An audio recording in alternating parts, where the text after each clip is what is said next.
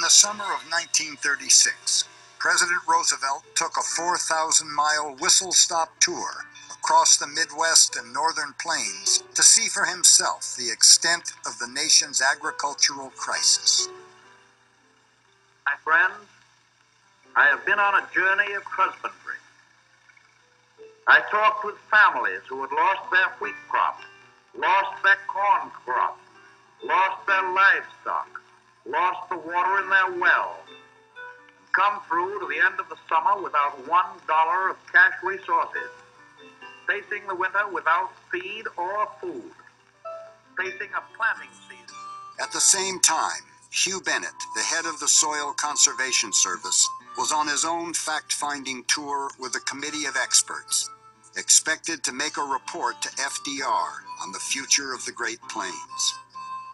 Bennett's first stop was Dalhart, where Howard Finnell was making headway with the farmers he was trying to convert.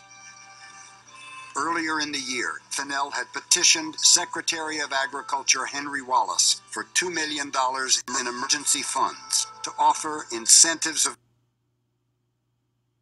20 cents an acre for those who would try his method of contour plowing on their own land.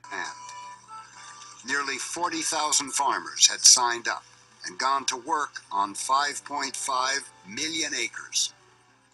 The only program that was out there that was effective was this one.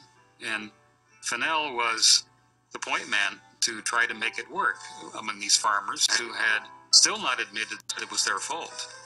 Farmers who basically said, this is all nature's doing, leave us alone, the rains will come back and we will be back in business. Bennett and his committee moved on with their tour, planning to meet up with the president in North Dakota and give him their findings. The final report estimated that 80% of the Great Plains was in some stage of erosion, and pointed to what Bennett called the basic cause of the problem, an attempt to impose upon the region a system of agriculture to which the plains are not adapted.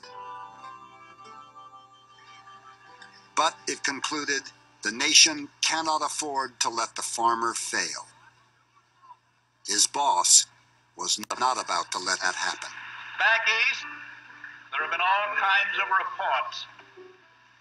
But out in the drought area, there was despondency,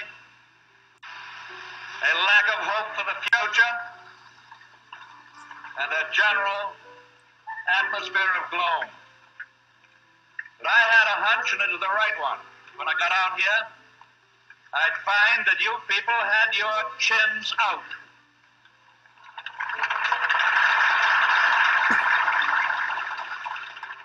That you are not looking forward to the day when this country would be depopulated. But you and your children expect to remain here.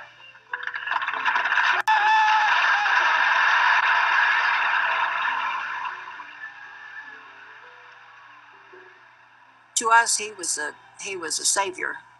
He just he gave us hope where we had none. I can remember of my dad saying that he normally didn't vote Democrat, but he thought he would that time, and I think he became a staunch Democrat after that. No cracked earth, no blistering sun, no burning wind are a permanent match for the indomitable American farmers and stockmen and their wives and children who have carried on through desperate days. Here's a land that God himself seems to have given up on.